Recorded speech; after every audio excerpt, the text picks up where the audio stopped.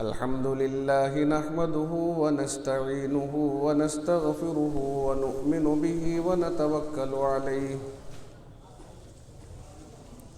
ونعوذ بالله من شرور أنفسنا ومن سيئات أعمالنا من يهده الله فلا مضل له ومن يضلله فلا هادي له ونشهد أن لا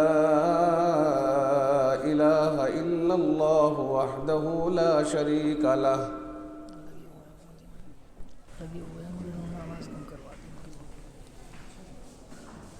ونشهد أن سيدنا ومولانا محمدًا عبده ورسوله وصلى الله تعالى على خير خلقه محمد وآله وأصحابه وسلم تسليما كثيرا كثيرا أما بعد أعوذ بالله من الشيطان الرجيم بسم الله الرحمن الرحيم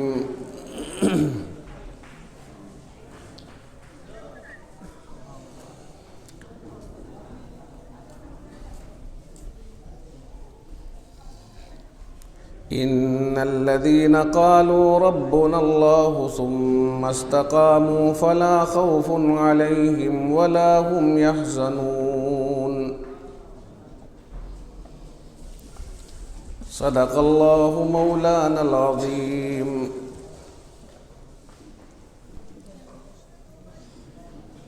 عزیزان ملت، نوجوان ساتھیوں، پیارے دوستوں اور دینی بھائیوں،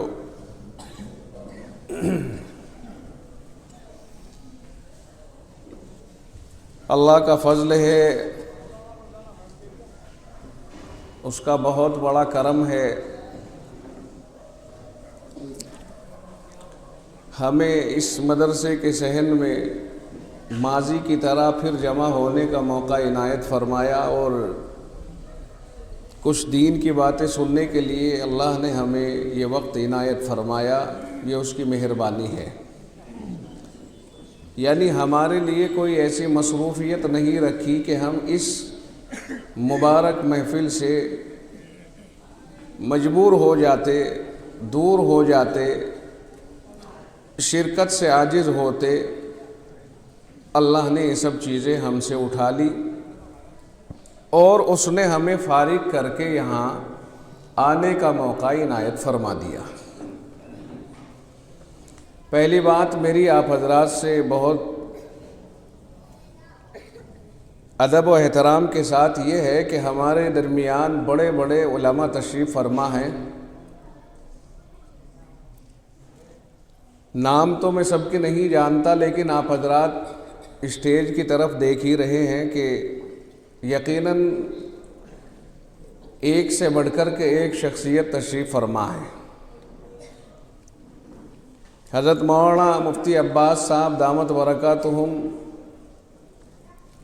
یہ ہمارے لیے انتہائی بزرگ ترین شخصیت ہیں، عظمت والی شخصیت ہیں۔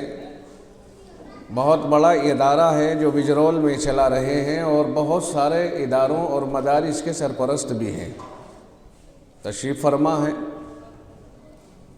حضرت مولانا عمران صاحب دامت برکاتہم، جو یہیں بڑوت ہی کے اصل باشندے ہیں، لیکن سونی پت میں ایک بہت بڑا ادارہ، کم کراؤ اس سے آواز تھوڑی سی، اور یہ صرف سنا ہوا نہیں بلکہ میرا دیکھا ہوا ہے۔ دور بیٹھ کر کے آدمی زیادہ سمجھ نہیں پاتا، لیکن جب اپنی آنکھوں سے دیکھتا ہے تو وہ سنے ہوئے سے کہیں بڑھ کر کے ہوتا ہے۔ میں نے ایک سے زائد مرتبہ حضرت والا کی خدمت میں حاضری دے کر اس ادارے کو دیکھ کر کے اس کے دیکھنے کا شرف حاصل کیا ہے، اور انتہائی بلند اخلاق کی حامل شخصیت بہت بڑا کام کر رہے ہیں وہاں، اور بہت بڑا ادارہ ہے جس کی خدمت انجام دے رہے ہیں، اور اس علاقے کے اندر بہت سارے اداروں کی نگرانی فرمانے والے اور ان کو ہدایت دینے والے حضرت تشریف فرما ہیں۔ حضرت مولانا ریحان صاحب دامت برکاتہم تشریف فرما ہے، بڑی شخصیت ہیں، بہت مؤثر شخصیت ہیں، وہ بھی تشریف فرما ہے۔ ہمارے لیے یہ شخصیات بھی اور ان کے علاوہ جو دیگر اہم شخصیات یہاں تشریف فرما ہیں، سب ہی ہمارے لیے انتہائی قابل احترام ہیں۔ جتنے تشریف فرما ہیں اسٹیج پر، سب کا تو بیان نہیں ہوگا، البتہ چند نام جو میں نے آپ کے سامنے ذکر کیے ہیں انشاءاللہ العزیز ان حضرات کا بیان ہوگا۔ آپ یہ نہ سمجھیں کہ میں شروع کر رہا ہوں اور ابھی اتنے بڑے بڑے لوگ موجود ہیں تو معلوم نہیں جلسہ 2:30 بجے تک چلے کہ 3 بجے تک، کہیں ایسا تو نہیں کہ ہمیں باندھ لیا جاوے، اور اگر مدرسے والوں نے دونوں گیٹ بند کرا دیے تو بڑی مصیبت، نکلنے کا رستہ بند کر دیا تو بڑی مصیبت۔ تو دیکھو جی، اللہ تعالیٰ نکلنے کا رستہ بند نہیں کرتا کسی کا، چاہے وہ 7 تالوں کے اندر ہی کیوں نہ ہو، نکلنے کا رستہ اسے بھی آسان فرما دیتا ہے۔ سیدنا یوسف علیہ السلام کتنی بندشوں میں تھے، لیکن نکلنے کے لیے رستہ بہت آسان کر دیا گیا، اور جتنے ہم سارے یہاں بیٹھے ہوئے ہیں بڑی بندشوں میں تھے، نکلنے کا رستہ آسان نہ ہوتا تو ہم یہاں بیٹھے نظر نہ آتے۔ تو بھائی کہیں بھی کوئی ہو، سب کے لیے رستے مل جاتے ہیں، مگر میرا کہنے کا منشا یہ ہے کہ زیادہ لمبا جلسہ نہیں چلے گا، 40 منٹ یا 45 منٹ تو میں آپ کے درمیان رہوں گا، اور باقی اسی طرح سے دیگر احباب اور دیگر اکابر بھی ہیں، اس لیے آپ حضرات دل جمعی کے ساتھ تشریف فرما رہے ہیں، اور جو ہمارے ان بزرگوں کی طرف سے ہدایات ملیں انہیں غور سے سنیں، اور اپنے دل کے ارادوں کو اور اپنی نیتوں کو خاص کر کے یوں بیٹھیں کہ انشاءاللہ اس مجلس سے ہم کچھ نفع حاصل کر کے اٹھیں گے۔ انشاءاللہ نہیں کہا الا ماشاءاللہ۔ کبھی کبھی آپ حضرات کو اگر بولنا پڑ جائے تو بولنے کے لیے تیار رہیں، بلوانا نہ پڑے، اور جہاں بولنا چاہیے وہاں بول دینا چاہیے۔ تو میں نے عرض کیا کہ ہمارے لیے یہ سب قابل احترام شخصیتیں ہیں، اور ہم ان کا بیان اپنی نیتوں کو درست کر کے سنیں۔ حدیث پاک بھی کہتی ہے انما الاعمال بالنیات، تمام اعمال کا مدار نیتوں کے اوپر ہوتا ہے۔ اگر آدمی نیت صحیح کر کے چھوٹا سا بھی عمل کر لے جو نظر بھی نہ آئے دوسروں کو، اللہ تعالیٰ اسی عمل کی برکت سے بہت بڑا اجر عطا فرماتا ہے، اور ایسا اجر کہ جس پر وہ بھی حیران ہو جائے کہ اللہ میرا تو کوئی ایسا عمل ہے نہیں کہ اتنا بڑا اجر مجھے مل جاتا، مگر خداوند عالم اخلاص کے ساتھ، درست نیت کے ساتھ اس عمل کی برکت سے، اور وہ جو قبول ہو گیا نیت خالصہ کی وجہ سے، اللہ تعالیٰ اس کی برکت سے اسے بڑے بڑے اجور سے اور بڑے بڑے ثوابات سے اللہ تعالیٰ نوازے گا۔ میری سمجھ کہتی ہے کہ آپ حضرات یہاں جو دل جمعی کے ساتھ تشریف فرما ہیں تو یقیناً بہت صحیح نیت کے ساتھ ہی بیٹھے ہوں گے۔ اب سے پہلے بھی میں یہاں حاضر ہوا، کوئی نیا نہیں ہوں کہ میں آپ حضرات کے بیٹھنے، آنے جانے اور آپ کی کیفیات سے مکمل واقف ہوں۔ سکہ مشہور ہے، اوسی کا اصل ہے، آپ حضرات اوسی کا کہتے ہیں اور جلدی سے سکہ بول دیتے ہیں، اسے برابر میں ادریس پور ہے، دونوں کا نام ایک ہی ساتھ لوگ لیتے ہیں، سکہ ادریس پور۔ وہ جو او لگا رکھا وہ معلوم نہیں کس مناسبت سے لگا ہوگا، اسے بولنے میں تو بڑی دیر لگتی ہے۔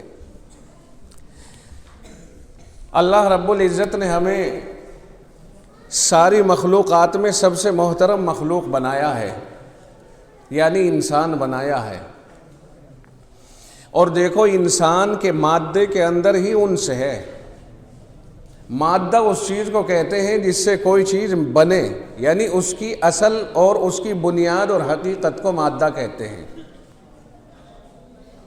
تو انسان جو یہ باڈی ہے نا، یہ باڈی، یہ آدمی، اس کی ذات کے اندر ہی اللہ نے انس رکھا ہے۔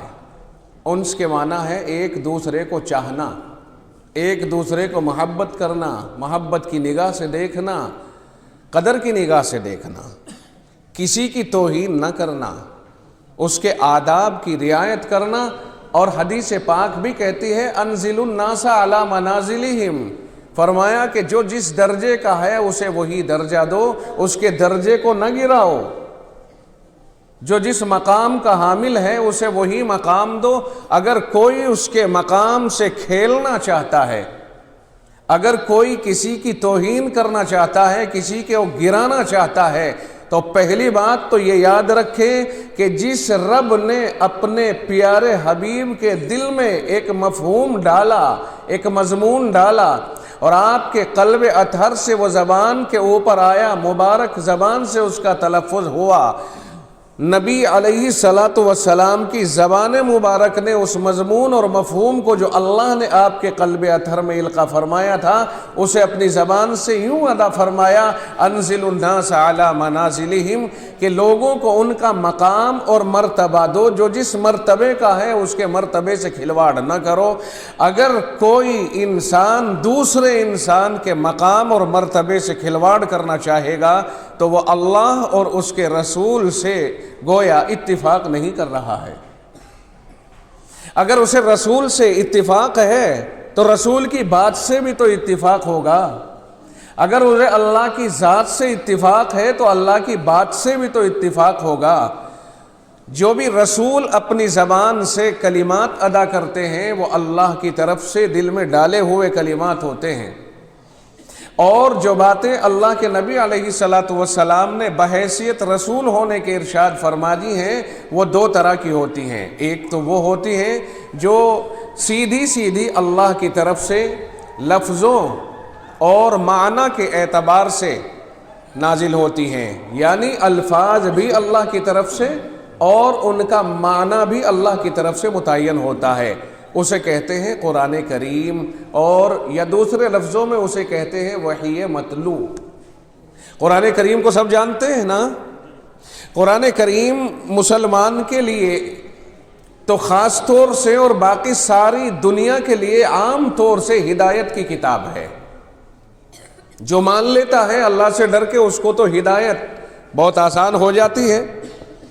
باقی یہ ہے کہ سبھی کے لیے اللہ رب العزت نے قرآن کریم کو ہدایت بنایا ہے۔ دل میں طلب ہوگی اللہ قرآن کے ذریعے ہدایت عطا فرماتا ہے۔ ھدی للمتقین، دل کے اندر ہدایت پیدا ہو، ڈر پیدا ہو اللہ کا، دل میں اللہ کا ڈر پیدا ہو، طلب پیدا ہو تو ہدایت کا سامان بن جاتا ہے قرآن کریم۔ بہرحال اللہ نے جو اپنی طرف سے نبی اکرم صلی اللہ علیہ وسلم کو اپنے بندوں کی ہدایت کے لیے تعلیم عطا کی ہے وہ دو طرح سے ہے۔ ایک تو یہ کہ اس کے الفاظ اور معنی دونوں اللہ کی طرف سے متعین ہو کے آئے، وہ ہے قرآن کریم۔ دوسری یہ کہ اللہ کی طرف سے الفاظ متعین نہیں ہوئے بلکہ صرف مفہوم اور معنی دیے گئے۔ اس کا طریقہ یہ ہوا کہ اللہ نے دل میں نبی کے ایک مضمون ڈال دیا اور نبی علیہ السلام نے اسے اپنی زبان سے ادا کر دیا ہے۔ وہ مضمون تو اللہ کی طرف سے ہے مگر الفاظ نبی کے ہیں، اسے کہتے ہیں حدیث۔ قرآن کریم جبریل امین کے ذریعے اللہ نے نازل فرمایا، جبریل امین کو دیا اور نبی کی طرف بھیج دیا، ضرورت کے اعتبار سے وہ نبی علیہ السلام پر پیش کر دیا گیا، قرآن کریم ہو۔ اور یہ ہے حدیث کہ اللہ نے اپنی طرف سے مضمون نبی کے دل میں ڈال دیا اور نبی علیہ السلام نے اس کو بیان کر دیا۔ دونوں ہوتے اللہ ہی کی طرف سے ہیں، بس صرف فرق اتنا ہے کہ ایک کے الفاظ اور معنی دونوں اللہ کی طرف سے ہوتے ہیں اور دوسرے کے معنی اللہ کی طرف سے اور الفاظ نبی کی جانب سے ادا ہوتے ہیں۔ تو نبی علیہ الصلاۃ والسلام نے ارشاد فرمایا انزل الناس علی منازلہم، لوگوں کو ان کے مقام پر برقرار رکھو، جس کا جو مقام بنتا ہے اسے وہ مقام دیا جائے۔ ماں باپ کا ایک مقام ہے، مثال کے طور پر ماں باپ کے ساتھ وہی ادب اور احترام ہونا چاہیے کہ جو ادب و احترام ان کا تقاضا بنتا ہے۔ باپ ہے، باپ کے سامنے کوئی لایانی گفتگو نہ کرے، بدمعاشی نہ کرے۔ ماں ہے، ماں کے ساتھ بدمعاشی بدتمیزی نہ کرے، ان کے ساتھ ادب و احترام کے ساتھ پیش آئے، یہ ان کا مقام اور مرتبہ ہے۔ پتہ چلا کہ صاحب دوستوں کے اوپر باپ کو ناراضگی کا شکار بنایا جا رہا ہے، ماں کے اوپر ناراض ہوا جا رہا ہے، یہ ان کے مقام سے کھلواڑ ہے۔ اور اگر کوئی ماں باپ کے مقام سے کھلواڑ کرے گا تو رب کی طاقت اور رب کی غیرت حرکت میں آتی ہے۔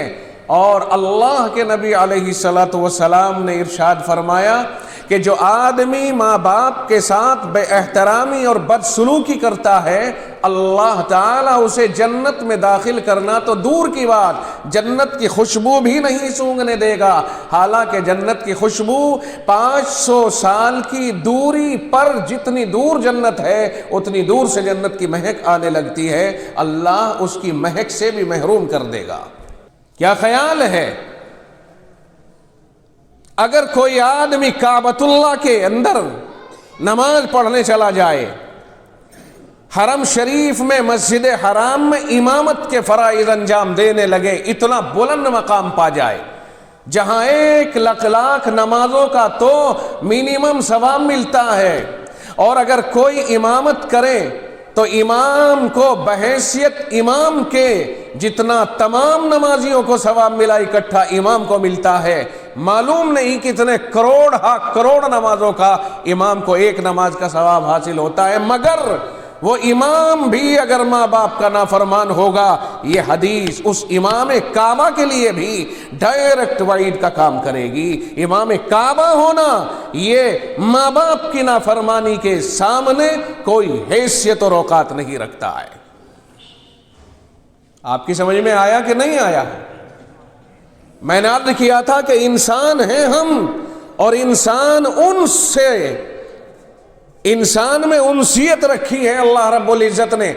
اس انس کو اگر کوئی آدمی لات مار کر کے آگے بڑھے گا، پھر وہ انسان بظاہر نظر آ رہا ہے مگر انسان کی شکل میں درندہ ہے اور حیوان ہے، انسان کی شکل میں بھیڑیا ہے۔ بلکہ بھیڑیے سے نہ تشبیہ دوں، اس لیے کہ بھیڑیا ایک جانور ہے جسے اپنے خاندان کا بہت لحاظ ہوتا ہے۔ اگر کوئی آدمی ایسا آدمی ہے جو بڑوں کا احترام پامال کرتا ہے اور وہ ایک انسان کے انس سے کھلواڑ کرتا ہے، پھر ہم اسے جانوروں سے بھی تشبیہ نہ دیں، انتہائی بدترین اور لعین ترین انسان ہے وہ۔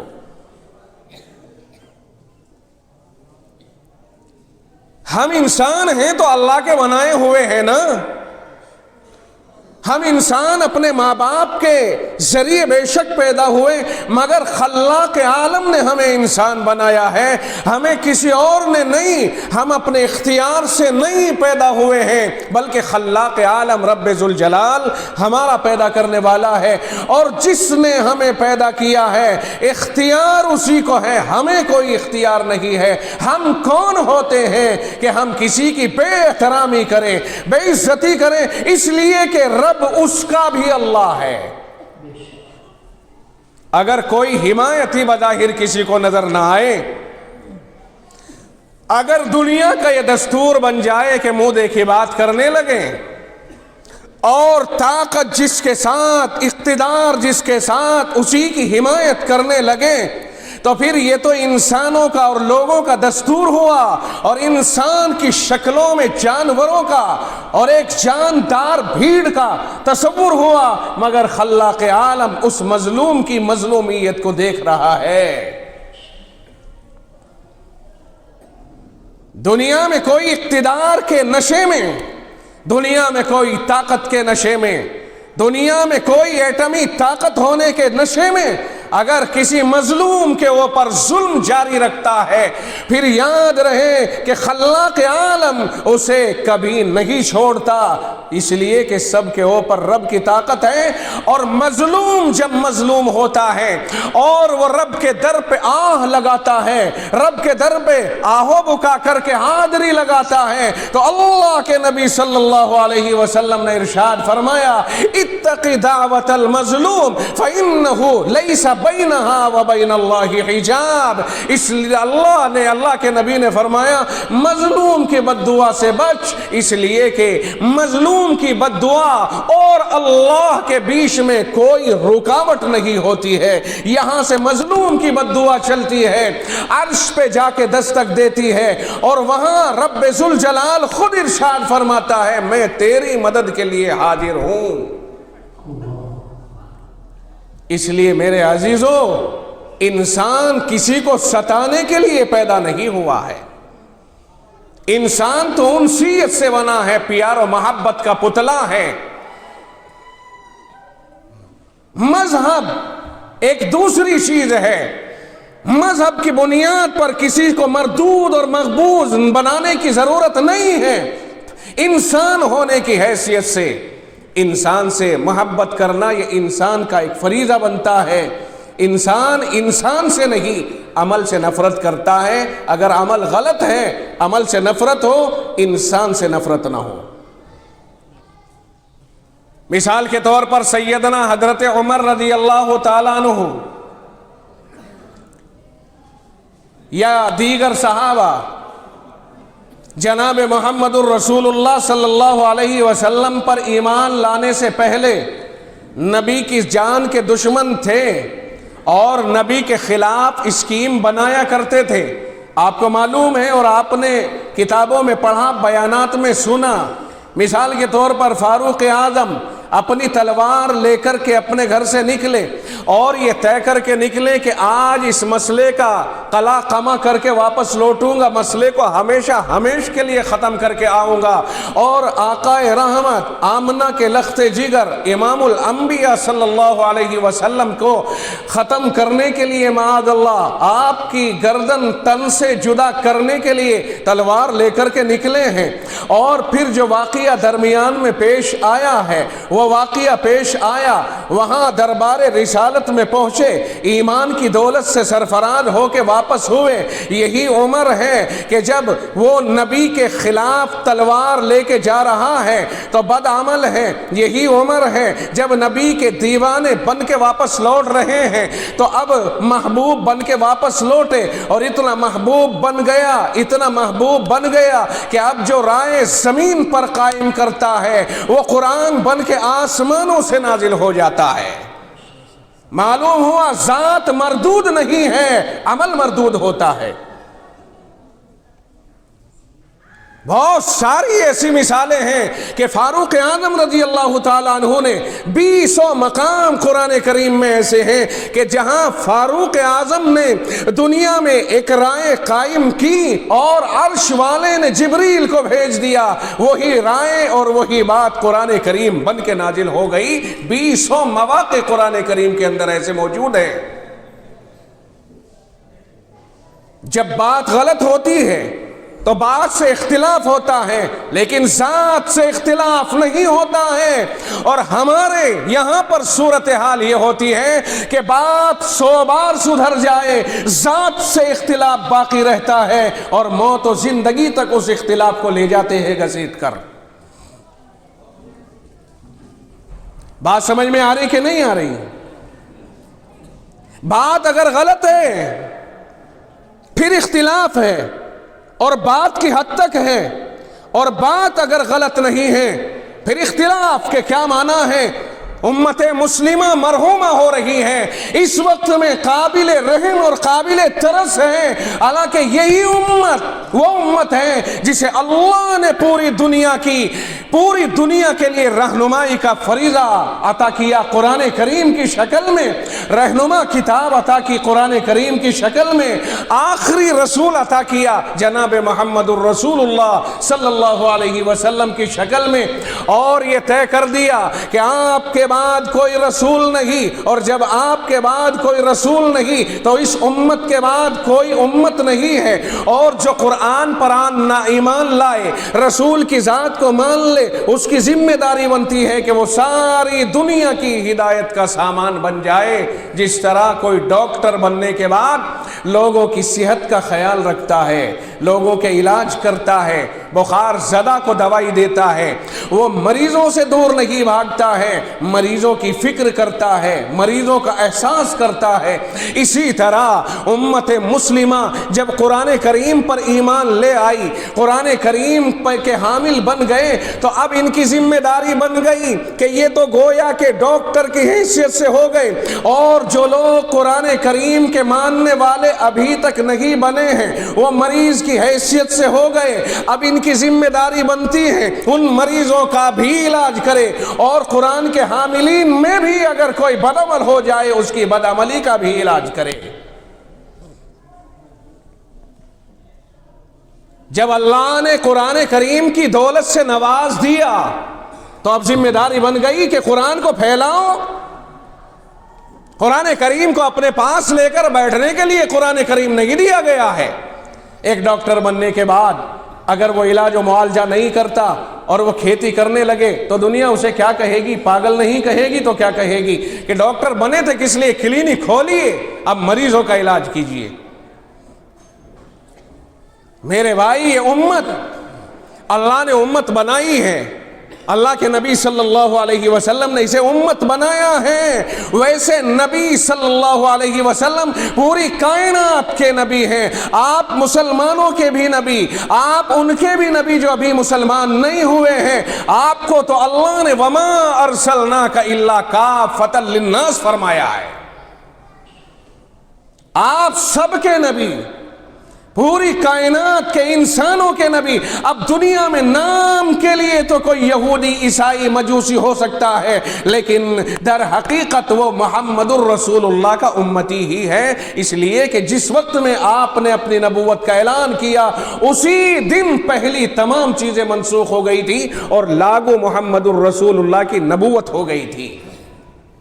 اب پوری دنیا میں کوئی نام کا تو یہودی ہے، نام کا تو عیسائی ہے، نام کا تو مجوسی ہے، نام کا تو حنود ہے، لیکن حقیقت یہ ہے کہ وہ محمد الرسول اللہ کا امتی ہے۔ بس فرق اتنا ہے کہ امت کے دو طبقے بن گئے، ایک طبقہ وہ ہے جس نے دین کو قبول کر لیا، امت اجابت کہلا رہا ہے، ایک طبقہ وہ ہے جس نے ابھی قبول نہیں کیا، وہ امت دعوت کہلا رہا ہے۔ جیسے باپ کی دو اولاد ہیں، ایک فرما بردار ایک نافرمان، مگر اولاد اسی باپ کی ہے۔ اس لیے یہود ہو یا نصارہ یا ہنود، کوئی بھی ہو، محمد الرسول اللہ کی امت سے خارج نہ کیا کرو۔ یہ مت کہو کہ محمد الرسول اللہ ہمارے ہی نبی ہیں، نہیں، مان لیا آپ نے، بس ماننے کا فرق ہے، ورنہ نبی ساری کائنات کے ہیں۔ اگر اس طرح تقسیم میں اپنی طرف کر لو گے پھر یہ دنیا، پھر ما بقیہ لوگ نبی سے خارج ہو جائیں گے۔ یہ سوچ غلط ہے، یہ تقسیم غلط ہے۔ آپ کی عمومیت ہے، آپ قیامت تک کے لیے نبی ہیں، آپ کو اللہ نے قیامت تک کا نبی بنایا ہے، اور ہدایت یافتہ لوگوں کو اللہ کے نبی علیہ الصلاۃ والسلام کا اور دیگر انبیاء کی تعلیمات بھی، چونکہ ہم منکر نہیں ہیں، ہم ہر نبی کی تعلیمات کو ماننے والے ہیں۔ ہم کہتے ہیں لا نفرق بین احد من رسلہ، سارے ہی رسول اللہ کے ہیں، سارے ہی نبی اللہ کے ہیں، ہم رسولوں میں کوئی فرق نہیں کرتے کہ اب اس کو مانیں گے اس کو نہیں، ہم ہر رسول کو مانتے ہیں، ہم تمام آدم علیہ السلام سے لے کے محمد الرسول تک سب کو مانتے ہیں۔ ہم ان کی طرح سے نہیں ہیں جنہوں نے یہ کہا لیست النصارى علی شیء، اور ہم ان کی طرح نہیں جنہوں نے کہا لیست الیہود علی شیء، نہیں، انہوں نے، یہودیوں نے عیسائیت کا انکار کیا، عیسائیوں نے یہودیوں کا انکار کیا۔ ہم کہتے ہیں نہ، موسیٰ علیہ السلام بھی برحق ہیں اور عیسیٰ علیہ السلام بھی برحق ہیں، ہم کسی میں فرق نہیں کرتے، سب رسول اللہ ہی کے بنائے ہوئے رسول ہیں، اور آخری رسول محمد صلی اللہ علیہ وسلم بھی اللہ ہی نے آخری رسول بنائے، اور سب نبیوں کا نبی بنایا، یہ بھی اللہ ہی نے بنایا، اس میں کسی انسان کا کوئی دخل نہیں ہے۔ ایک صرف امت مسلمہ یعنی مسلمان کہلانے والے پوری دنیا کے اندر ایسے ہیں جو بالکل حق پر اور بالکل اعتدال پر اور بالکل درست راہ پر قائم ہیں کہ یہ کسی کو نہ ان کے درجے سے گرانے کے لیے ہیں نہ ان کے درجے سے اٹھانے کے لیے ہیں، بلکہ ہر ایک کو ان کا درجہ دینے والے ہیں۔ اور یہ وہی کہتے ہیں جو انہیں اللہ کی طرف سے اور رسول کی طرف سے پیغام ملا ہے۔ یہ یہی کہتے ہیں کہ پیغام سارے سچ ہیں، مگر کب تک سچے تو وہ ہمیشہ ہیں، مگر چلنے کی طاقت کب تک ہے ان میں؟ جب تک محمد الرسول اللہ تشریف نہیں لائے۔ اور جیسے ہی محمد الرسول اللہ تشریف لائے ہیں، بے شک وہ سارے نبیوں کے پیغامات سچ تھے، مگر اللہ نے جتنا ان میں سے بچا کے اس امت کو دینا تھا دیا، قرآن کے اندر ضم کر کے دے دیا، اور باقی جتنا روکنا تھا وہ روک دیا، کینسل کر دیا۔ ہم یہ نہیں کہتے ہیں کہ وہ سچ نہیں ہیں، سچ ہیں، مگر اب عمل کے لیے یہی شریعت ہے جو محمد الرسول اللہ کو ملی ہے۔ جس طرح سارے نوٹ بالکل صحیح ہیں، سارے نوٹ سرکاری مہر والے ہیں، مگر اب وہی نوٹ چلیں گے جو نوٹ اس حکومت نے مانیتا پراپتی کا ان کو آرڈر دیا ہے، جنہیں اس نے پاس کیا، اور جنہیں روک دیا 1500 کے۔ بے شک وہ سارے مہر لگے ہوئے اور صحیح بالکل سچے نوٹ ہیں، مگر حکومت نے اب ان پر پردیون لگا دیا ہے، ان نوٹوں کو اب نہیں چلایا جائے گا، نہ ان سے کام لیا جا سکتا ہے۔ تورات، انجیل، زبور، 100 سے زائد صحیفے سب برحق ہیں، لیکن چلے گا وہ اب جو محمد الرسول اللہ پہ نازل ہوا، قرآن کریم۔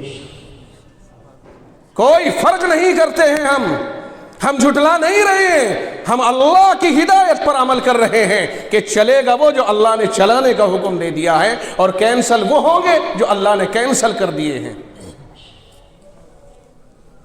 ہم تورات سے استدلال کرنے کے مکلف نہیں، ہم انجیل سے استدلال کرنے کے مکلف نہیں، ہم قرآن اور حدیث سے استدلال کرنے کے مکلف ہیں۔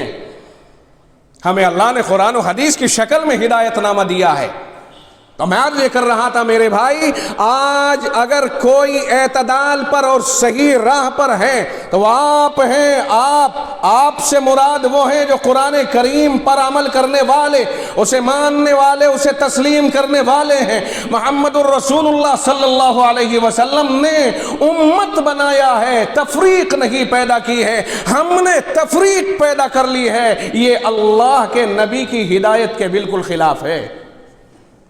اللہ کے نبی نے ہمیں قوم نہیں بنایا، قومیں تو ہم نے، انسانوں نے اپنی پہچان کے لیے بنائی ہیں۔ یہ کہہ دیا جائے کہ اتنے لوگ مثال کے طور پر کھیتی کا کام کرتے ہیں، اتنے لوگ یہ کرتے ہیں وہ کرتے ہیں، یا فلاں باپ کی طرف منسوب ہو گئے، دادا کی طرف منسوب ہو گئے، محلے کی طرف منسوب ہو گئے، تاکہ پہچان رہے، ورنہ تو قوم اور برادری کا اسلام میں کوئی اعتبار نہیں۔ رب کہتا ہے ان اکرمکم عند اللہ اتقاکم، تم میں سب سے زیادہ باعزت وہ ہیں جو اللہ سے ڈرنے والے ہیں۔ اللہ نے قوموں، برادریوں، یہ تھوک بندی، یہ گٹ بندی، یہ علاقائیت، یہ ملک والا اور گاؤں والا معاملہ، ان تمام چیزوں کو کنڈم کیا ہے۔ ان کی کوئی حقیقت نہیں ہے کہ اگر سکہ کے اندر کوئی بات پیدا ہو جائے ادریس پور کے آدمی سے، تو ادریس پور والے الگ کہیں ہم ادریس پوری کا ساتھ دیں گے، اور سکہ والے کہیں ہم سکے والے کا ساتھ دیں گے، یا کسی خاندان سے دوسرے خاندان کا ٹکراؤ ہو گیا، حق اور سچ کو نہیں دیکھا، قوم اور برادریوں کی بنیاد پر سچائیوں سے آنکھ بند کر کے اور کہتے ہیں ہمارا آدمی ہے ہم اس کا ساتھ دیں گے چاہے قاتل ہی کیوں نہ ہو، یہ نبی کی ہدایت کے خلاف ہے۔ اور جب مسلمان نبی کی ہدایت کے خلاف کرے گا تو پھر یاد رکھیے اعمالکم عمالکم، تمہارے اعمال تمہارے حاکم ہیں۔ بات سمجھ میں آ رہی ہے؟ پھر اپنے اعمال کو کوسنا، حاکموں کو نہ کوسنا، اس لیے کہ اللہ کے نبی علیہ الصلوۃ والسلام نے پھر ارشاد فرمایا لَتَأْمُرُنَّ بِالْمَعْرُوفِ وَلَتَنْهَوُنَّ عَنِ الْمُنْكَرِ، فرمایا تمہاری ذمہ داری ہے کہ تم اچھی باتوں کو معاشرے میں عام کرو اور بری باتوں سے سب کو روکو۔ اگر تم نے ایسا نہیں کیا، اللہ کے نبی نے فرمایا أَوْ لَيُسَلِّطَنَّ اللَّهُ عَلَيْكُمْ شِرَارَكُمْ، ورنہ تمہارے اوپر اللہ تم میں جو سب سے زیادہ شریر لوگ ہوں گے انہیں مسلط کر دے گا۔ پھر وہ کیا کریں گے؟ پھر یہ ہوگا کہ وہ شرارت کریں گے، ظلم کریں گے، طاقت سے دماغوں کو ٹھکانے لگائیں گے۔ پھر صورتحال یہ بنے گی ثم يدعو خياركم، یہ اچھے لوگ دعاؤں میں بیٹھیں گے، مولا کریم معاف کر دے، مولا ان پر رحم کر دے، مگر چونکہ امر بالمعروف اور نہی عن المنکر کا فریضہ ترک کر دیا ہوگا، اس لیے اللہ کے نبی نے فرمایا فلا يستجاب لكم، تمہارے حق میں ان اچھے لوگوں کی دعائیں قبول نہیں کی جائیں گی۔ یہ مت کہنا کہ مولویوں کی دعائیں قبول نہیں ہو رہی ہیں، چونکہ اللہ کے نبی نے فرمایا بندش لگا دی جائے گی۔ اپنے اعمال کا محاسبہ کریں، قومیت، برادری اور علاقائیت کی بنیاد پر اللہ کی مدد نہیں آتی، اسلام کی بنیاد پر اللہ کی مدد آتی ہے۔ جو اسلام کے نام پر قدم اٹھائے گا اللہ اس کی مدد کرے گا، جو برادریوں اور ملکوں کے نام پہ قدم اٹھائے گا ان کی مدد اللہ کی طرف سے کرنے کا وعدہ نہیں ہے۔ سمجھ رہے ہو کچھ؟ اگر آپ جھیل سکے تو میں ذرا سا اشارہ کر دوں۔ حرمین شریفین کے خدام ہونے کے باوجود متحدہ عرب امارات ہو یا اس کے اطراف کے OIC، اللہ کی مدد نہیں آ رہی ہے، اور ایک مٹھی کا ناجائز بچہ، یورپ کی ناجائز اولاد اور بھگوڑے، اور جنہیں کسی نے بھی قبول نہ کیا، وہ لوگ ایک مٹھی کے ہیں مگر کسی بھی طرف کو دیکھتے ہیں ہر طرف کا علاقہ سرنڈر نظر آتا ہے۔ وجہ اس کی یہ ہے، یہ سمجھ میں آتے، میں حتمی طور پر تو نہیں کہتا اس لیے کہ مجھے اتنی حتمی بات کہنے کا تو کوئی اختیار نہیں، مگر سمجھ میں دلائل کی روشنی میں یہ آتا ہے کہ اسلام کے نام پر جس دن وہ اللہ سے مدد مانگیں گے رب انشاءاللہ مدد کرے گا۔ وہاں عرب و عجم اور اس طرح کے علاقائیت کی بنیاد کے اوپر اختلاف چل رہا ہے، اس بنیاد پر لگتا یہ ہے کہ اللہ کی مدد رکی ہوئی ہے۔ بات سمجھ میں نہیں آئی شاید، میں نے آپ کو اشارتاً سمجھا دیا ہے۔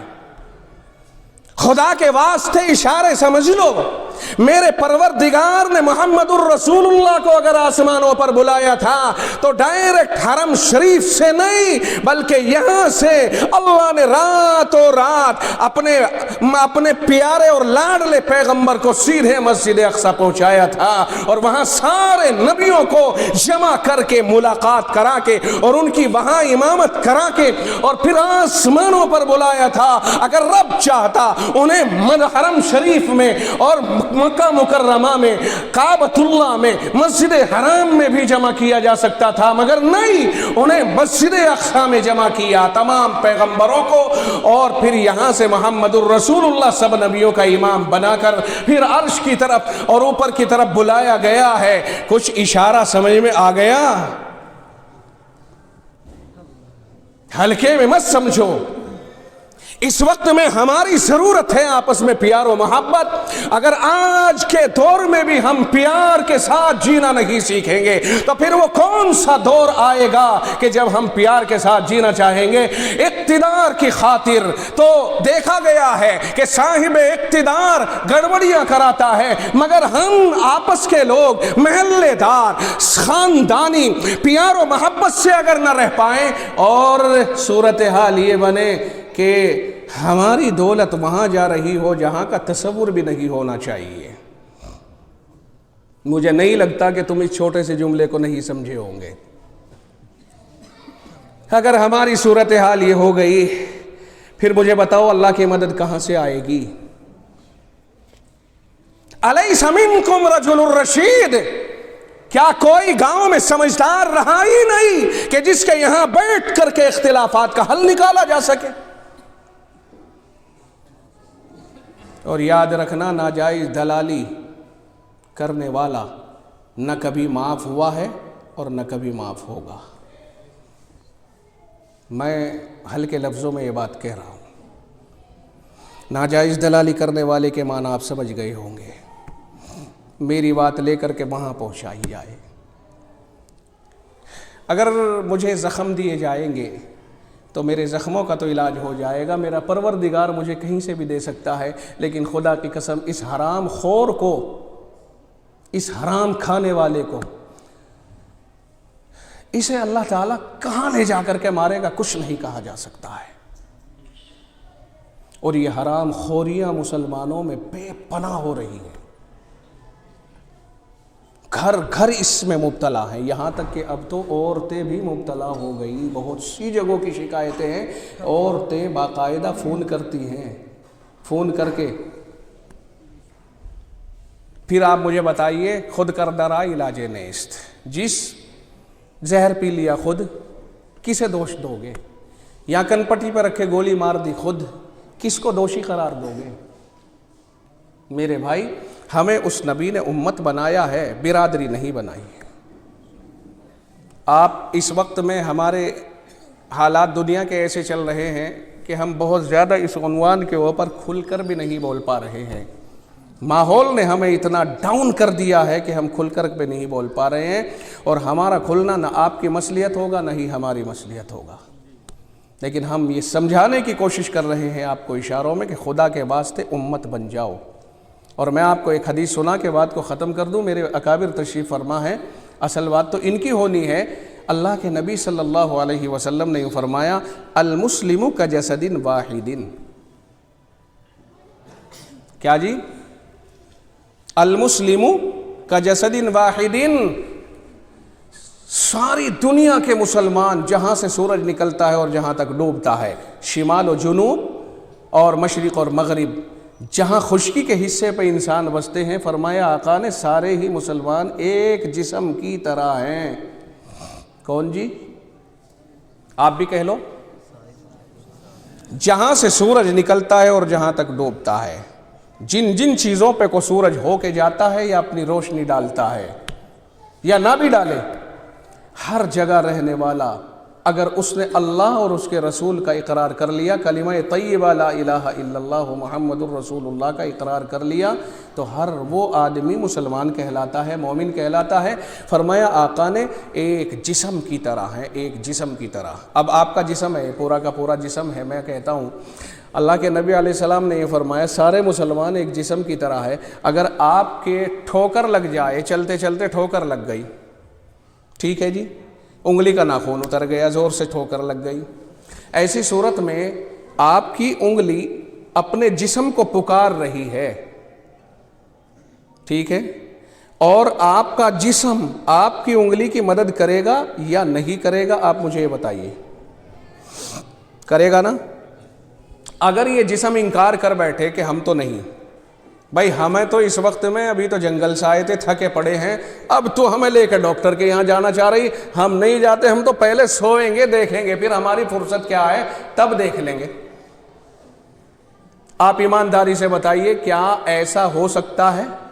نہیں ہو سکتا، بلکہ اس انگلی کی وجہ سے پورا جسم فوراً سارے تقاضوں کو پیچھے ڈال کے اور جلدی سے اس کی پریشانی کی طرف متوجہ ہو جاتا ہے کہ تجھے کیا ہوا، اور آنکھ، پیر، دماغ اور دل اور ہاتھ سب چیزیں اس کے لیے تڑپ جاتی ہیں کہ نہیں، جہاں جہاں تقاضا ہوگا وہیں جائیں گے، چاہے 50 کلومیٹر چلنا پڑے۔